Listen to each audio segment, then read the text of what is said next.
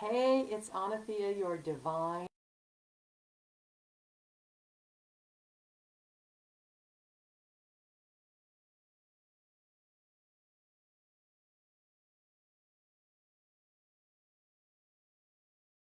Aquarius.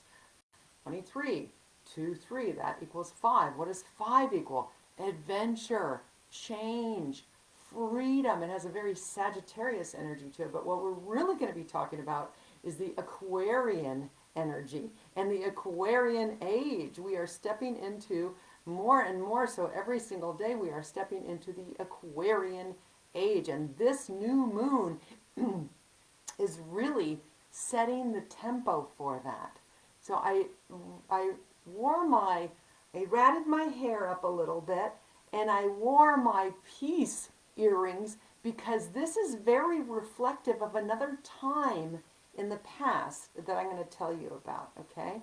But let me first talk about what's actually happening in this new moon. And whoever's here, I want to welcome you. Thank you. Please make a comment. I'm talking about the new moon in Aquarius that's happening tomorrow. It's a powerful new moon because there's a huge party of planets all in Aquarius. So let me just look at the chart here. I mean, if you're not familiar with astrology, but you can see, look at how many planets are all in Aquarius. So we are talking all things Aquarian. The sun is in Aquarius, the moon is in Aquarius, Mercury is in Aquarius, Venus is in Aquarius, Jupiter is in Aquarius, and Saturn is in Aquarius. So sun shining its light in Aquarius, moon its emotions, its mind, Mercury its mind, Venus its heart, Jupiter expanding the situation, and Saturn just coming here to make sure everything's going to be okay. Saturn is the authority. Rules and regulations. Boy, oh boy, it's a huge party. It's a huge party in Aquarius. And so, what is this really telling us? This new moon is really setting the stage to spark all things Aquarian. Well, let's talk about Aquarius. So, I have my trusty things here that I want to share with you. Well, maybe you are Aquarius. Maybe you're not, or maybe you don't even know that you are because maybe your sun sign's in Libra, but all your other planets, it's called a stellium, a group of more than 3 or 4 is the official name for a stellium. It means multiple planets in one area of your natal chart, your birth chart, where the planets were when you took your first breath. So maybe your sun sign is something, but maybe you have a whole slew of planets in Aquarius. Now I have Chiron, an asteroid, in Aquarius, and it's in the 3rd house.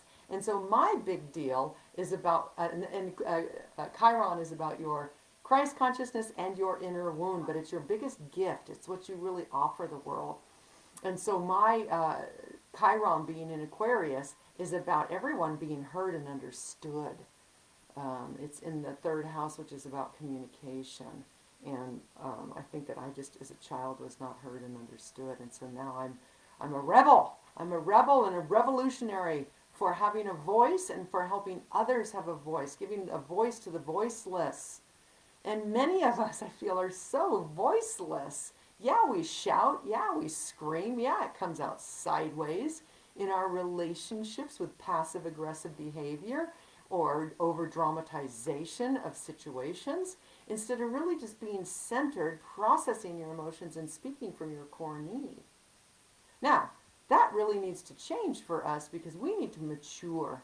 Right now is a time of maturation, soul maturation on the planet. And all of us have been speaking from our triggers, whether you're a masker or a no masker, a Democrat or a Republican, let's see, what else is there? A vacciner or a no vacciner? We are all speaking from our triggers. We have these sides that we're standing on, and it's all emotional, and we are really stuck in a certain way of thinking. So I want to talk to you about all things Aquarius because this new moon is giving you an opportunity to step into your power, to step into your unique expression beyond your trigger. You see, Aquarius removes you emotionally. So there's an emotional detachment with Aquarian energy. But I want to read some of this stuff to you. What else do I want to say about this huge planet? this huge party of planets. That's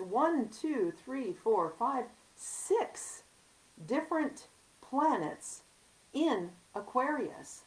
Okay, I'm going to spill the beans. When was the last time that this actually happened? This happened in 1962. In other words, these planets coming together and partying in one space and under one sign, zodiac sign together, doesn't happen all the time. They have their own unique orbits, right? And now all of a sudden they're coming together. Guess when was the last time that happened? 1962. So if you were born in February in 1962, you have what's called a stellium in Aquarius. Now it's very interesting because,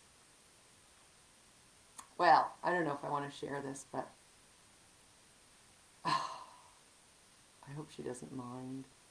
I have a dear friend, and we've lived vicariously through each other for many, many years since college. I have been the woman out of the box. She has been the woman in a very mainstream, conventional way, and we both have lived through each other vicariously because I personally live out of the box, but I have a very solid part to me. Okay, I wouldn't call it mainstream, but I have a very solid. There's Saturn and Capricorn. My Saturn's in Capricorn, so there's a very solid part to me. She, on the other hand, has a stellium in Aquarius. She was born in 1962, and she is very mainstream, but she has unequivocally a very out-of-the-box side to her. So it's interesting how we've lived through each other very vicariously. So she was born in 1962. She has this mark of all these, of this stellium, all these planets in Aquarius. And guess what? It happened when she was born, 1962, right? What was happening in 1962? Think about it. This was the age of, back then even, the age of Aquarius, right? So that's when the song was written. Age of Aquarius, age of Aquarius, Aquarius. Maybe you're even too young to even remember that. But this was the hippie era. The VWs, the peace signs, the peace earrings, the peace everything. This kind of a hairdo. It was free sex and love. Revolutionary, evolutionary thought at its time, right? Now we're stepping into the next level of Aquarius. What I find fascinating, and if you look at the two different charts of February 1962 and February 2021 with this new moon, there's the same exact planets, same exact ones: Sun, Moon, Mercury, Venus, Jupiter, Saturn. 1, 2, 3, 4, 5, 6. Same planets now in Aquarius as was back in 1962. The birth, the onset of this revolutionary time, freedom, sexual freedom, women burning their bras, right? Women standing up for themselves. But now we are going to the next level. So it's everybody standing up for themselves. Everybody claiming their uniqueness. So what I find fascinating with the difference between the two charts, there's a few differences, but one of the main differences is that in 1962, there was that party of Aquarian planets there.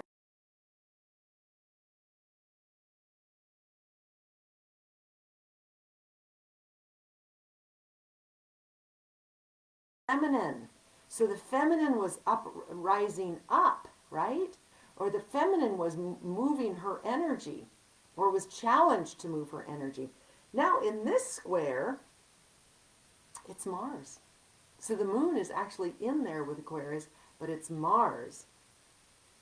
Where's Mars on that one? Mars, where are you? Oh, Mars is square there. Yeah, where's Mars on this one? Mars was 1962. Ah! Mars is in there. So Mars is in there in 1962, whereas the moon is in there now. It's kind of weird. It's all different. But the way I see it, basically, is that the challenge is for us to each individually assert ourselves. Back in 1962, it was the women asserting themselves. Now it's everybody asserting themselves. And you may not be ready to assert yourself. But let me tell you, it's not about asserting yourself and saying, oh, it's, all about me. It's another aspect. It's you expressing your unique you, but also making room for others to express their unique selves as well. So I'm going to give you some key words here for Aquarian energy, which this is a beautiful time. And I want to mention tomorrow at 12 noon, I hold a online new moon circle for women where we come together in my Zoom room. I talk a little bit about this a little bit more to really support you and cheerlead you on in what this new moon is bringing you.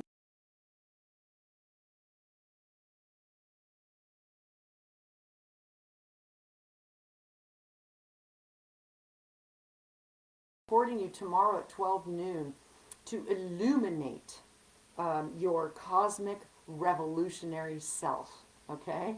And so there's a link both to the article that I wrote about this new moon and also to register for the new moon circle tomorrow in my Zoom room at 12. Cosmic revolutionary.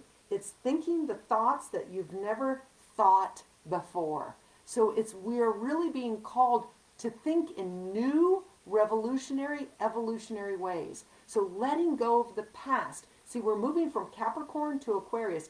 Capricorn is authority, the way it always was. Um, you know, uh, I don't want to say anything negative, but and Capricorn has its reason for being there too. I mean, if we didn't have Capricorn, we wouldn't ever get things done and have certain structures and systems. But they've just become too rigid, and they don't incorporate the divine feminine. And so we need to let go of these systems and structures like illness care, you know, or only profiteering, because they don't include everybody.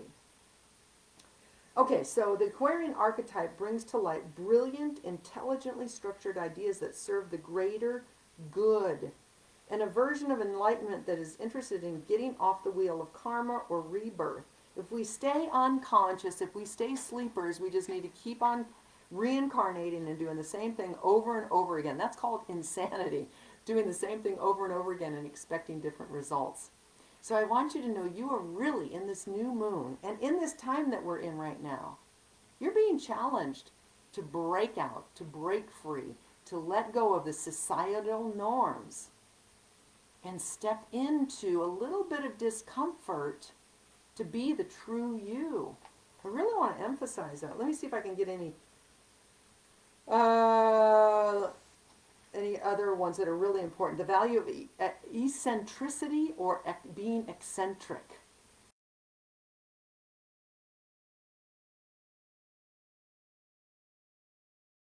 It was awesome, you know. So this is deviating from the recognized or the customary practice. Irregular, erratic, peculiar, or odd, because that's what we're stepping into. If we can't allow people to be who they are, trouble, because that's what we're moving into. You've got to be able to just express you. And we have been in such a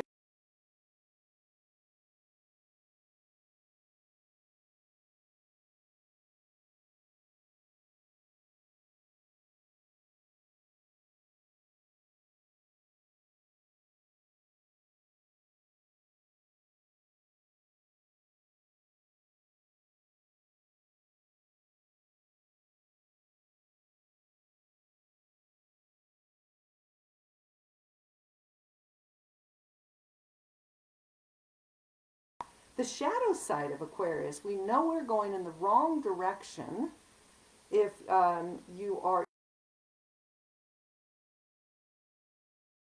spiritual bypass, you know, pretending like it's okay when it's not. Focusing only on the positive, thinking only on positive affirmations. In other words, not processing your emotions and really getting to the heart of things and being able to be clear, a clear, centered person, emotionally detached, not because you are repressing your emotions, but because you have processed your emotions and you come from a place of centeredness and clarity, which the majority of our society does not. It knows the furthest thing from processing our emotions. Okay. Denies anything is wrong and that everything is unfolding as it should. That's called spiritual bypass. is too detached, overly cool and aloof, checks out, splits off, disconnects from body and emotions.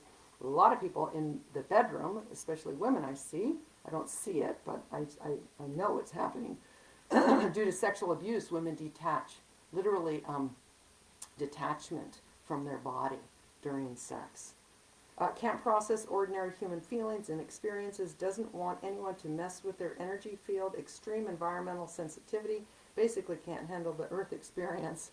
Oh my God, I have a hard time handling the earth experience, so I got to work on that one. I hope that I've helped you with this live.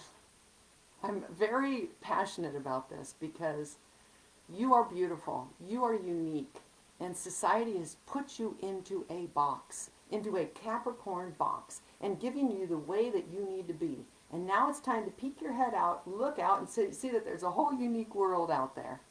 You don't need to cover up anymore who you are, and there's nothing to be afraid of other than the fear you have yourself. And fear, of course, as we know from Tony Robbins, means false evidence appearing real. And yes,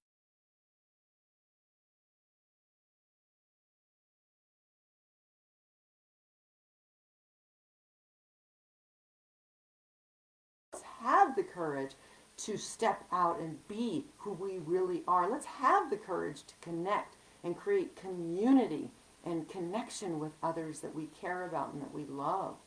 Stop pulling back and start going inward and finding the courage inside you to go out into the world and be the beautiful, unique person that you were meant to be. Now's the time. This is the new you that's wanting to be birthed. And I'll help you because I've lived that way. Okay, I think I've said enough in my little pulpit. If you enjoyed this video, please share it. If you want to read more on the new moon of what I've written about the new moon, please click on the link in this video, read the article, comment. I'd love to hear from you. And the other thing is, if you want to be at my circle tomorrow, then come and register for that circle, and we'll be there and we'll talk more about this, and I'm going to take you through a guided meditation that's going to put you into your power, into your unique power. So I'm so excited and honored that I can be here with you. Please comment, please share, please come tomorrow to the circle, and I'll see you next week. Now, I may actually pop in between time and do a live on Valentine's Day, because Sunday is Valentine's Day, and it's really about love. And it's about you loving you. And it's about you being able to express the love that you have for yourself, but also the love that you have for others. And letting that really shine. Because our relationships are sacred. They're very special. We need to honor them as such. All right, I'm going to get off my pulpit for now, but you can see I'm very passionate about these subjects. Have a beautiful day. Until next time, namaste.